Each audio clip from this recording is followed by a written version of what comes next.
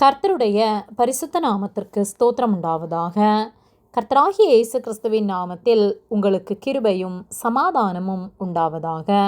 இந்த நாளுக்குரிய தியானத்திற்கான தேவ வார்த்தை சகரியா அதிகாரம் 2 வசனம் 13.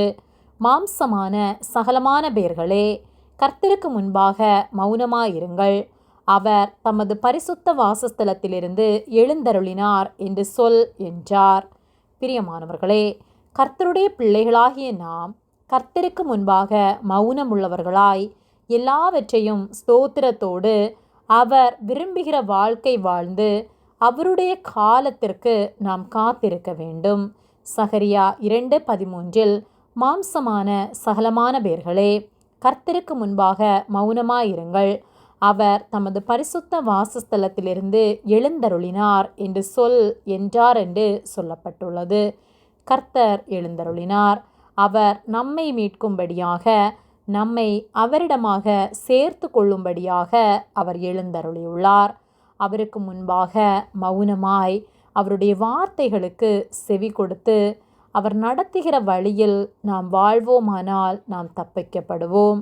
நாம் கர்த்தருடைய வார்த்தைகளுக்கு கீழ்ப்படியாமல் கலக வீட்டுக்காரராய் கலகம் பண்ணி நம்முடைய எண்ணத்தின்படி நாம் வாழ்வோமானால், கர்த்தர் தருகின்றவற்றில் நிறைவில்லாமல் முறுமுறுப்போடு நாம் இருப்போமானால், 2ஆம் மரணமாகிய நித்திய ஆக்கினை காத்திருக்கிறது.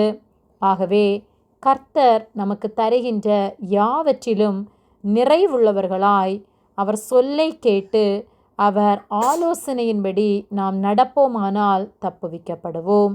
வழி இதுவே என்று நம்மை நேர் வழியில் நடத்துகிற அவருடைய சத்தத்தை கேட்டு அதன்படி நடப்போம்.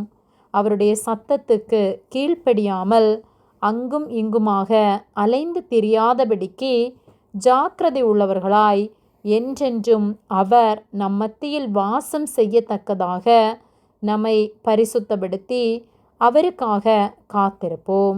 கர்த்தர் நம் ஒவ்வொருவரையும் ஆசீர்வதித்து காத்து நடத்துவார். ஆமேன். ஜெபம்.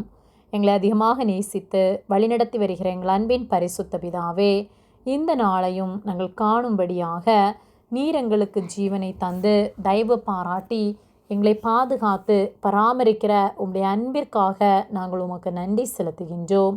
நாங்கள் தியானித்த வார்த்தையின்படியே ஒவ்வொரு நாளும் நாங்கள் உமக்கு உண்மை உள்ளவர்களாய் மௌனமாய் நீர் தருகிற ஆலோசனையின்படி அதை கேட்டு முறுமுறுப்பில்லாமல் வாழ எங்களுக்கு உதவி செய்யும்படியாய் ஜெபிக்கின்றோம். எங்களோடு கூட இருந்து நேர் வழியில் நீர் எங்களை நடத்துவதற்காக நன்றி செலுத்துகின்றோம். எங்களை உம்முடைய கரத்திலே தாழ்த்துகின்றோம். இயேசுவின் நாமத்தில் ஜெபிக்கின்றோம் பிதாவே. ஆமேன். கர்த்தர் உங்களை ஆசீர்வதிப்பாராக.